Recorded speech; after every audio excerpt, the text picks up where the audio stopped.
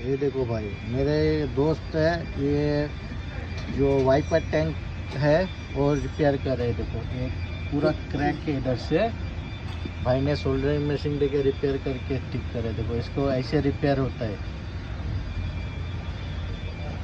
ये wiper tank है।